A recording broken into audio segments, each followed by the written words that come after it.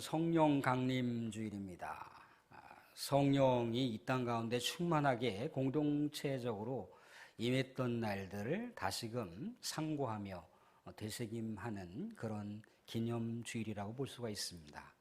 성령이라고 하는 푸누마는 바람이라고 이야기합니다. 숨이라고 얘기를 합니다. 호흡이라고 얘기를 합니다. 바람은 눈에 보이지 않아요. 그렇지만 바람이 어떤 삶을 어떤 매개체하고 이렇게 섞이게 되면 바람의 활동을 눈으로 볼 수가 있습니다. 나뭇잎이 살랑살랑 거리는 것을 우리 육안으로 보게 되면 바람이 불고 있구나라고 하는 것을 우리가 느낄 수가 있어요. 또한 어떻습니까?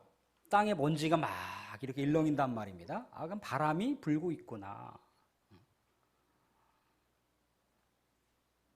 강이나 바다에 막 뭔가 이렇게 잔잔한 물결이 잔잔하다가 갑자기 조금 더 강하게 이렇게 물결이 일렁이면 바람이 불고 있구나.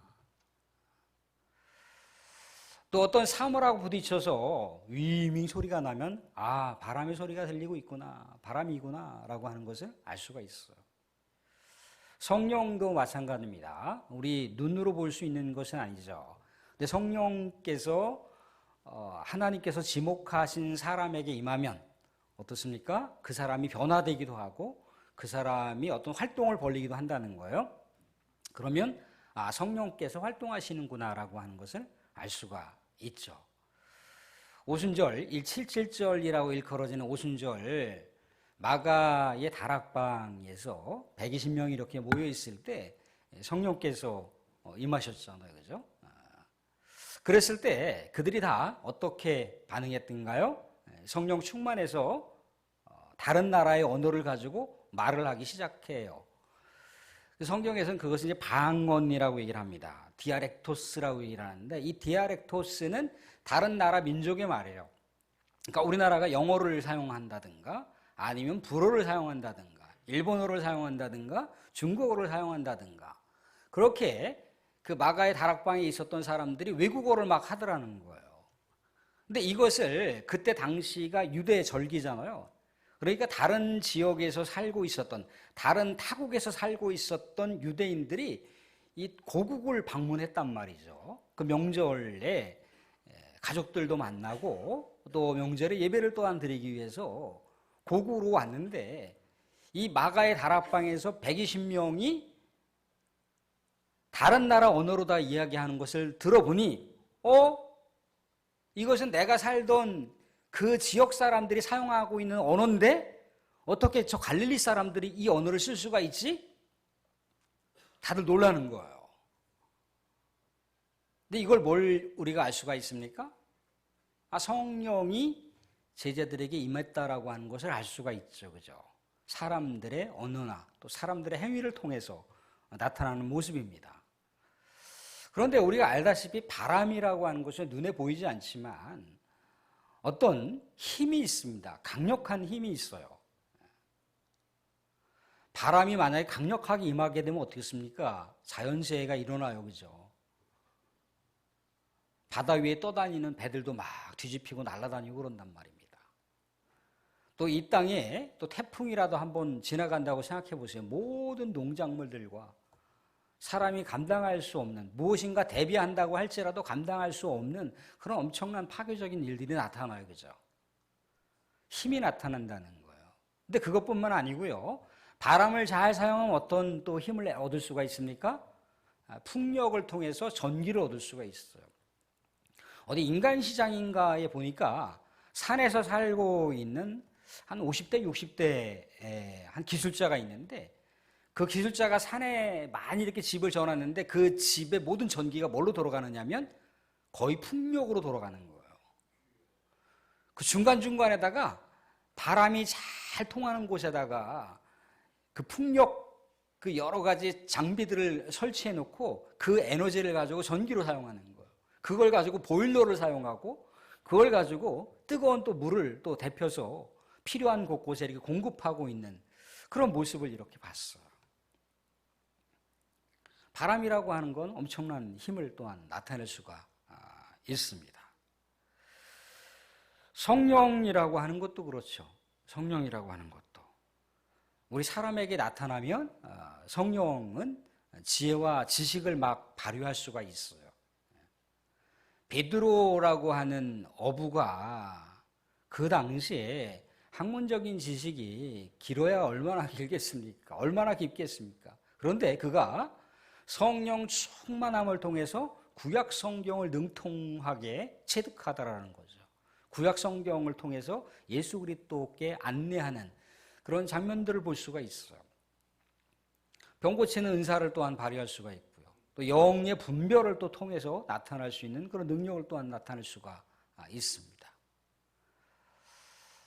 성령이 임하시면 성령의 충만함을 받고 사람들이 그 놀라운 능력을 발휘할 수가 있는데 이것은 이미 예수님께서 제자들에게 이미 예언했던 내용이잖아요. 그래서 내가 아버지 품으로 갔을 때 너희에게 성령을 줄 텐데 그 성령이 너희에게 임하면 어떻습니까? 나와 같은 능력을 행할 것이라고 했다는 거예요. 또한 내가 했던 것보다 더 많은 양의 일들을 할 수 있을 것이라 얘기했다는 거죠.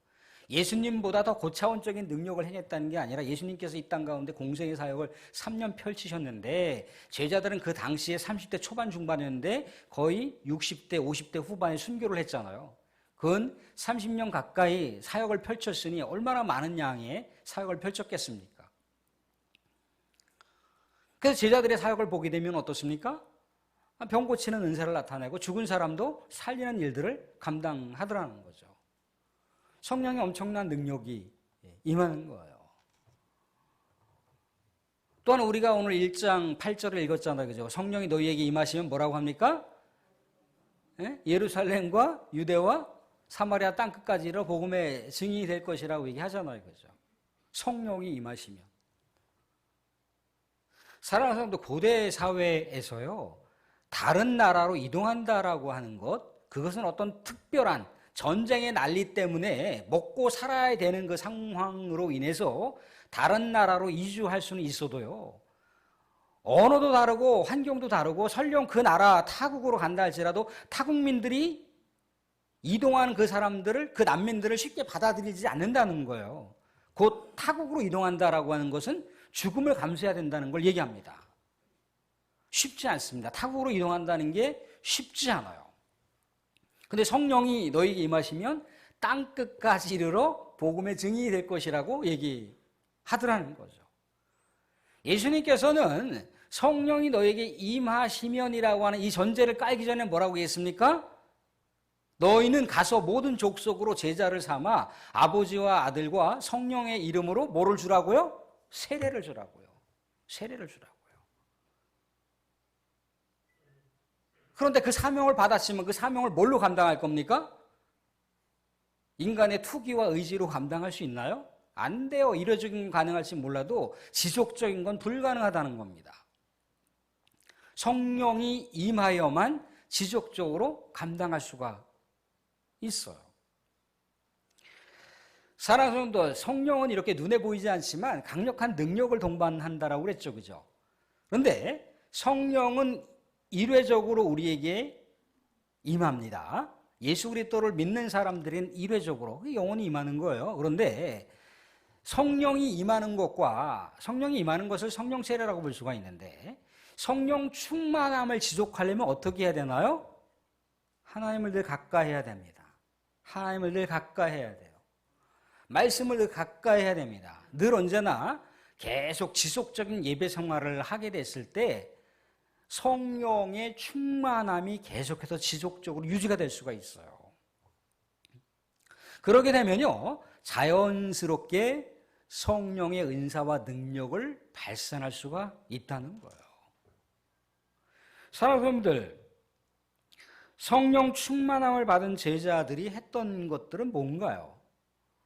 우리가 1장 8절을 나눴으니까 제자들이 첫째, 유대 공동체에 예수를 죽였던 사람들, 예수를 죽이기로 동의했던 사람들, 또 예수를 죽이기로 앞에서 앞장서지는 않았지만 뒤에서 여러 가지 동력을 일으켰던 그런 사람들, 또 앞에서 진두지휘했던 유대 종교 지도자들을 향해서 어떻게 했던가요? 성령의 충만함을 통해서 너희들이 예수를 죽였어. 너희들이 십자가에서 못 박아 죽인 예수가 하나님께서 이 땅 가운데 너희들에게 영원한 생명을 주시기 위해서 오셨던 구원자 메시아였어 라고 할 때, 물론 뭐 전체가 다 받아들이는 것은 아니지만 하나님께서 지목하신, 하나님께서 예정하신, 하나님께서 지정하신 사람들은 예수 그리스도의 복음을 받아들이고 어떻게 했던가요? 마음의 회개를 일으키고 예수의 이름으로 세례를 받았다는 겁니다. 그게 어디서 일어났다고요? 유대 땅에서 일어났다고요. 성령이 임하지 않으면 그게 가능합니까? 그게 불가능한 거예요. 또한 어디다가 이 복음의 역사가 일어났던가요? 사마리아의 성령의 복음을 통해서 일어났어요. 오늘 우리가 읽었던 25절을 보시면 8장 25절에 나와 있잖아요. 8장이 그런 기점이에요. 사마리아 땅에 복음을 증거하는 일. 사마리아라고 하는 곳은 어떤 곳인가요? 유대인들이 아마 백서에 있는 사마리아는 유대인들과 천천지 원수이니 관계하지 말아야 될 것, 그렇게 아마 명시되었을 수 있어요. 그런데 보통 그냥 전통적으로 전례적으로 우리는 저 사마리아 사람들하고 상종해서는 안 돼라고 하는 것이 그들 나름대로의 뇌리에 박혀 있단 말입니다. 그런데 어떻게 그들에게 복음을 증거할 수가 있어요? 사람들, 우리는 일본인들을 향해서 뭐라고 합니까? 일본 사람이라고 얘기하지 않고 그걸 압축해서 일본 니은 그렇게 얘기한다는 거예요. 근데 우리 조상들을 핍박을 했고, 우리 조상들을 심지어 옥에 가두고, 우리 조상들을 이렇게 해서 난도질했던 그 사람들의 후예들을 향해서 예수님 믿으세요, 다 용서할게요, 이게 쉽게 되나요? 불가능하다는 거예요. 쉽지 않습니다. 그런데 성령께서 제자들에게 강력하게 임하니까 그 영혼들이 예수를 모르면 죽는다라고 하는, 그 영혼들이 예수를 알지 못하면, 예수를 받아들이지 않으면, 예수를 영접하지 않으면 이 세상 가운데 인생의 삶이 끝나고 그것으로 끝난다는 것. 이 세상 가운데 온갖 부귀영화를 누리고 입심양명하여 살아간다 할지라도 그 인생은 끝이 정해져 있는 인생이라고 생각할 때 얼마나 불쌍한 인생들입니까? 믿음의 사람들은 영원한 인생의 그 놀라운 역사를 우리 하나님께서 예수 그리스도를 통해서 보장하셨는데, 예수 그리스도를 모르면 영원한 인생 자체가 없는 것인데 얼마나 불쌍하고 얼마나 안타깝겠습니까? 그래서 어떻게 했던가요? 그 사마리아 땅에 복음을 증거하는 거예요. 많은 유대 사람들이 염려했죠. 이렇게 철천지 원수 같은 그 지역에 어떻게, 내가 하는 게 아니라 성령께서 하라고 하셨어. 성령께서. 그래서 복음을 증거했어. 불가항력적인 거였어. 내가 하고 싶지 않았는데 성령을 내가 어떻게 거부할 수 있어? 하나님을 내가 어떻게 거부할 수가 있어? 그러면서 사도들이 사마리아에 복음을 증거했어. 그 다음에 이제 어디입니까? 땅끝, 이방을 향해서 나아가는 거예요. 오늘 이방을 향해서 나아가는 누구를 볼 수가 있습니까? 빌립 집사를 볼 수가 있어요. 초대교회 공동체에 세워져 있는 집사입니다. 근데 빌립이라고 하는 집사가 성령의 은사가 있고 성령의 능력이 있습니다. 사랑하는 하나님께서 성령의 은사를 주셨다, 성령의 능력을 주셨다. 그건 왜 주셨습니까? 너희들이 보통 사람들보다 잘났으니까 좀 티 좀 내봐. 그렇게 하라고 능력을 주셨고 은사를 주셨던가요? 아니에요. 교회를 세우고 우리 하나님의 나라를 확장시키고 우리 하나님의 그 구원받아야 할 영혼들, 죽어가는 영혼들에게 복음을 증거하라고 우리들에게 능력을 주신 거예요. 성령의 능력을 주신 거예요. 오직 성령이 너희에게 임하시면 너희가 권능을 받고 온 유대와 예루살렘과 사마리아 땅끝까지로 복음의 증인이 되라고 하셨잖아요. 그죠? 그건 뭘 얘기하는 겁니까? 이 땅 가운데 우리가 타향 생활하는 거예요. 타국 생활을 한단 말이죠. 우리가 가야 할 영원한 본국은 어딘가? 우리의 본국은 하늘나라의 천국이에요. 우린 그 정체성을 잊어버리면 안 돼요. 이 땅 가운데 우리가 영원히 사는 게 아니란 말입니다. 우린 그것을 잃어버리면 여기서 천년만년 살 것처럼 그렇게 우리가 생각을 하고 살아가고 있어요. 아니에요. 하나님 부르시면 다 내려놓고 가야 됩니다. 우리는 언제나 그것을 우리의 심령에 새기고 살아가야 돼요. 이 땅은 그냥 우리에게 주어져 있는 인생의 소풍처럼 지나가는 시간인데, 그렇다고 해서 이 세상에서의 삶이 무가치하다는 게 아니에요. 이 세상의 삶도 우리 하나님과 동행하면 얼마나 행복한 삶을 살 수가 있습니까? 사랑하는 연인과 여행을 간다고 생각을 해보세요. 얼마나 즐겁고 얼마나 행복합니까? 지금 우리는 예수님의 놀라운 은혜와 예수 그리스도의 이름의 능력으로 하나님의 자녀가 되는 권세를 가지고 이 땅 가운데 소풍처럼, 이 땅 가운데 여행처럼 살아가는 거예요. 뭔가 삶에 부족함이 있어도 그것 때문에 그냥 막 쪄들어갖고 마치 인생 종말을 고하는 것처럼 그렇게 사지 마세요. 이미 가야 할 곳이 있어요. 우린 가야 할 곳이 정해져 있는 사람들이에요. 정해져 있는 곳은 죽어서만 가는 곳이 아니라 지금도 우리가 갈 수가 있는 곳이에요. 누굴 통해서? 예수 그리스도를 통해 성령을 통해서 갈 수가 있는 곳이란 말입니다. 천국을 왜 이 세상에 있고 하고 바꿉니까? 바꾸지 마세요. 그 하나님의 나라 영원한 영혼들의 그 축제와 그 잔치의 향연이 이루어지고 있는 그것을 우리가 얼마든지 사모할 수 있어요. 사랑하는 사람들, 혹여라도 오늘 우리 지금 김상호 목사님, 또 김인혜 사모님, 또 이렇게 또 선교사로서 또 선교의 사명도 또 감당하시고, 또 자녀들이 있는 것도 호주도 또 가시고, 또 사랑하는 또 예전에 알고 있었던 또 제자들과 지인들이 또 북한 또 곳곳에서 이렇게 살아가고 있는 것을 볼 때 어떤 형식으로든지 요즘에 워낙 그런 통신 장비들이 잘 발달됐으니까 얼마든지 연결이 될 수가 있을 거예요. 그 영혼들하고도 지속적으로 연결을 하고 또 삶을 나누고 그러는 건 뭡니까? 우리가 그곳이 마지막이 아니라는 거잖아요. 그죠? 우리가 가야 할 그 하나님의 나라 본향이 있음으로 인해서 우리의 삶을 가치롭게 규모 있게 살아가는 거예요. 제자들도 그래서 어떻게 했습니까? 성령 충만해서 이제 이방을 향해서 나아가는 거예요. 빌립이라고 하는 사람이 이방을 향해서 나아갈 때, 나 어디 계획하고 가사라고 하는 곳에 가야 되겠다. 나 아소도라고 하는 곳 가야겠다. 나 누따라고 하는 곳 가야겠다. 요빠라고 하는 곳 가야겠다. 자기가 마음대로 정해놓고 가나요? 아니잖아요. 오늘도 보면은 에티오피아 여왕 간다게라고 하는 사람을 모으시는 그 관리인 넷이라고 하는 사람을 만났잖아요. 그죠? 만날 때 빌립이 내가 저 사람 만나야겠다 그런다고 해서 만나시는 건가요?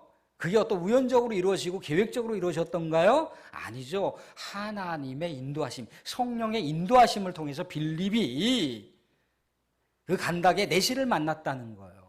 사랑하는 사람들, 이 성경 번역이 좀 잘못됐는데 넷이라고 해서 이 유누코스라고 하는 넷이라고 하는 단어는요, 우리가 알고 있는 뭐가 없는 남자들을 가리키는 게 아니에요. 적어도 그 당시에 이 왕의 측근으로서 해외를 왔다 갔다 한다라고 하는 사람은 적어도 외무부 장관은 되는 거예요. 외교부 장관 정도는 된단 말입니다. 외교부 장관을 일개 빌립이 만날 수 있습니까? 만나는 게 불가능해요. 그 주변에 있는 호위무사가 가만히 내버려 둡니까? 혹여라도 저 이방인이 우리 지금 장관을 죽이려고 그렇게 딱 뭔가 포즈를 취하고 있으면 그냥 자연스럽게 만나세요 그렇게 합니까? 아니죠. 호위무사가 철저하게 신분을 조사하고 온몸을 다 수색할 거 아니에요. 아무튼 빌립은 성령의 인도하심을 받아서 예루살렘에서 가사에 이르는 곳에 그 광야로 인도하심을 받았는데 거기에 누구를 만났다고요? 이 외교부 장관을 만난 거예요. 만났더니 이 사람이 어떤 사람이었습니까? 하나님께서 지목하신 사람이었던 거예요. 마음속에 이미 하나님을 경외하는 마음의 내용들을 품고 있었습니다. 그래서 유대인들이 명절에 오순절기 가운데 우리 하나님께 예배를 드리는 그 상황 가운데 참여하여 예배를 드렸다라고 나와 있잖아요. 그죠? 그리고 유대인들이 읽는 성경을 이렇게 펼쳤는데 오늘 우리가 알고 있는 대로다가 성경 이사야 53장 말씀을 쭉 보고 있는 거예요. 근데 뭔가 이사야 선지자라고 하는 사람이 이 여호와의 종, 고난받는 하나님의 종에 대한 그 대목을 읽고 있는데 무슨 내용인지 깨달을 수가 없는 거예요. 다시 한번 성령께서 빌립의 옆구리를 쿡 찔러서 저 외교부 장관을 만나서 좀 뭔가 대화를 좀 나눠봐 그랬단 말이죠. 뭐 하십니까? 라고 이렇게 물어보니까 성경을 읽는데 도대체 이게 무슨 내용인지 모르겠습니다 라고 했더라는 거예요. 그래서 이제 빌립이라고 하는 분이 어땠습니까? 이제 말씀을 쭉 풀어주고 있는 거예요. 그래서 사랑하는 성도들, 우리가 말씀을 왜 읽는지 아십니까? 언제나 어떤 상황이 됐든지 간에 내가 그 사람에게 이야기할 수 있는 규모 있는 우리 하나님의 말씀을 알아야 돼요.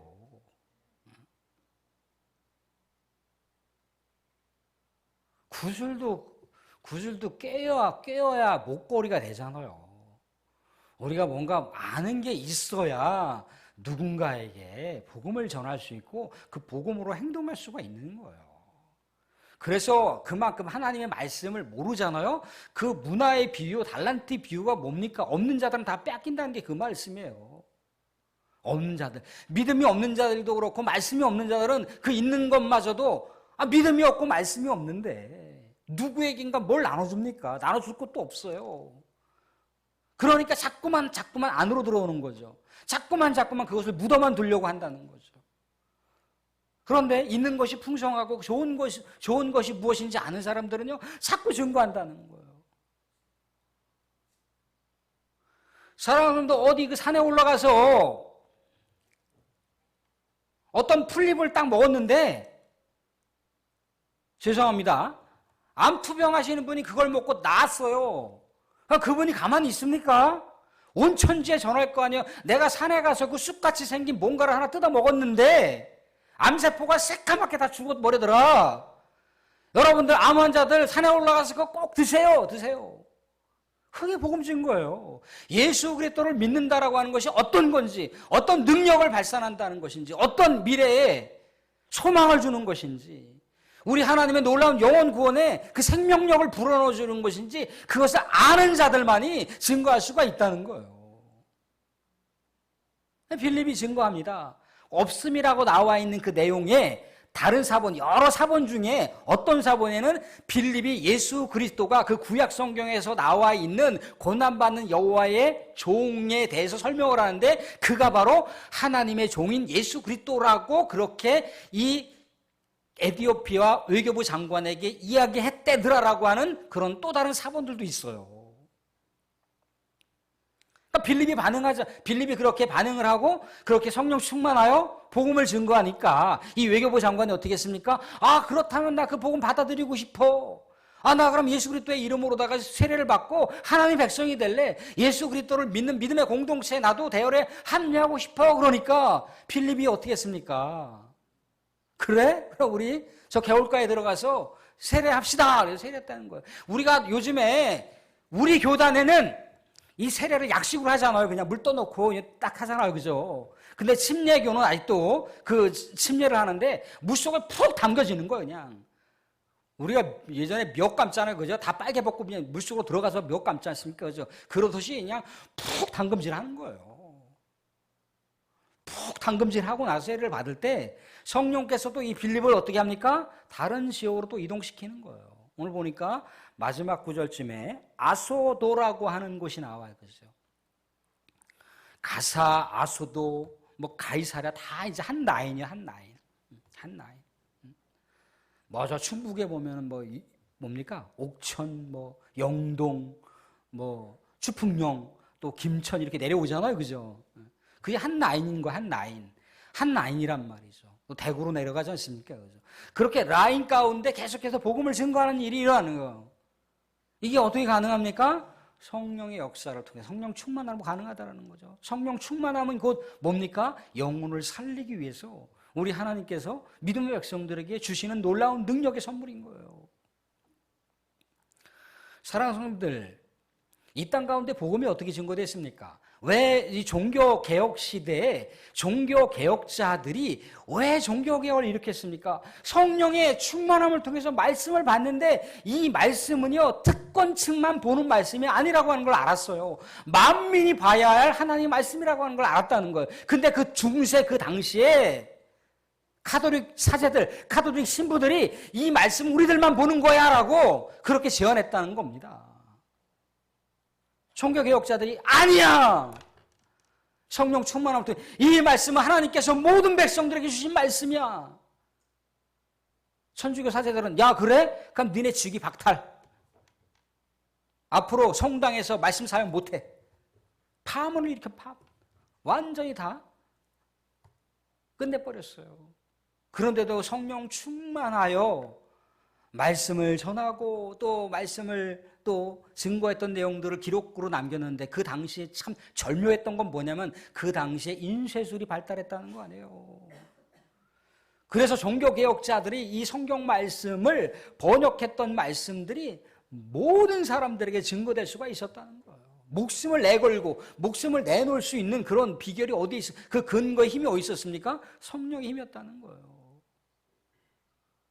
사람들, 우리 이 교회에 초대 세우신 우리 부에리 선교사님이 왜 이 조선반도, 그 당시 미기야라고 하는 이 조선반도에 왜 왔어요? 성령의 인도하심을 통해서, 성령의 인도하심을 통해서. 하디라고 하는 선교사가 하나님, 이 조선은 미래가 안 보입니다. 이제 여기서 이 땅에서 선교를 접고 중국으로 가든지 다른 지역으로 가는 게 좋겠습니다 라고 했는데 자꾸만 성령께서 이 하디 선교사의 마음을 자꾸 붙드는 거예요. 나 갑니다. 이제 선교사 다른 곳으로 갑니다. 자꾸만 이 선교사의 마음을 붙드는 거예요. 그래서 다시 또 다른 선교사들과 또 기도하고 하면서 그게 어떻게 됐다는 겁니까? 그게 말씀 사교회가 된 거예요. 그게 원산과 평양이라고 하는 땅에 성령 대부흥 운동이 전개된 거예요. 그래서 믿음의 사람들이 막 통에 자복하는 장면을 볼 수가 있잖아요. 그 당시에 그 편만하게 유교 전통 시대에 살아갔던 조선인들이 마음을 바꾼다? 사람의 말을 듣고 마음이 바뀝니까? 제가 여러분들에게 여러 가지 말씀을 전한다고 여러분들의 마음이 바뀝니까? 안 바뀌어요. 성령께서 건드리지 않으면 불가능합니다. 그런데 그 조선시대에 그 사기꾼처럼 살았던 장로가 하나님 앞에 거꾸로 잡고 회개하잖아요. 먹을 것이 없어서 너무 힘드니까 자기가 업고 있었던 애새끼마저 그냥 소나무에다 비벼갖고 죽여놓고 나는 살기 위해서 어쩔 수가 없어라고 합리화시켰던 마음도 성령께서 강하게 임하니까 내가 살고자 우리 아들을 죽였어요. 우리 아들을 죽였어요. 그런 일이 일어나더라는 거예요. 그래서 성령의 역사 가운데 지금 우리가 이 땅 가운데 예수 그리스도를 믿은 사람들을 통해서 교회가 세워지는 것이고 그 교회가 결국 많은 사람들에게 복음을 증거하게 되는 것이고 그렇다는 겁니다. 사랑하는 분들 말씀을 맺겠습니다. 성령 충만하시기 바랍니다. 성령 충만하여 우리는 구원받았고 우리는 영원한 생명을 얻었지만 우리 가족 중에도 여전히 마음의 동요가 없는 우리 사랑하는 형님들이 있을 수 있고 동생들이 있을 수 있고 언니들이 있을 수 있고 조카들이 있을 수 있고 그렇잖아요. 어떻게 보면 내가 살아있는 오늘 하루가 마지막일 수도 있어요. 지난번에 우리 그날 교회 오셨다가 그날 저녁에 돌아가신 분 계시잖아요.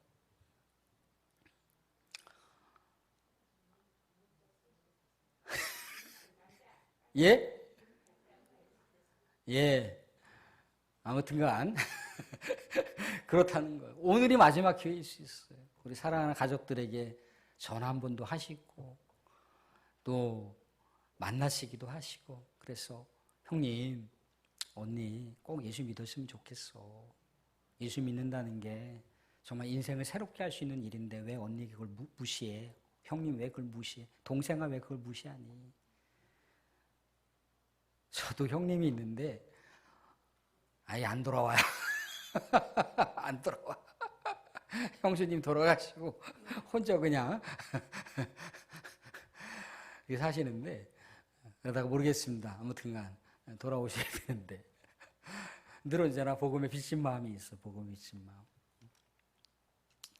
사랑하는 성도님들, 우리가 한 주간을 살아도 또 하루를 살아도 몇 시간을 살아도 늘 언제나 성령의 능력을 사모하시고 성령의 충만함을 사모하셔서 결국 우리가 받은 사랑, 우리가 받은 이 은혜를 나누어 주는데 부족함 없이 풍성하게 나눠주세요. 나눠주면 또 하나님께서 채워주시고 또 채워주시고 또 채워주시고 또 부어주시고 또 부어주시고 또 부어주세요. 이게 성령의 충만입니다. 살아서 성령 충만하여 우리 영혼을 살리는 우리 하나님의 백성이 되시기를 바랍니다.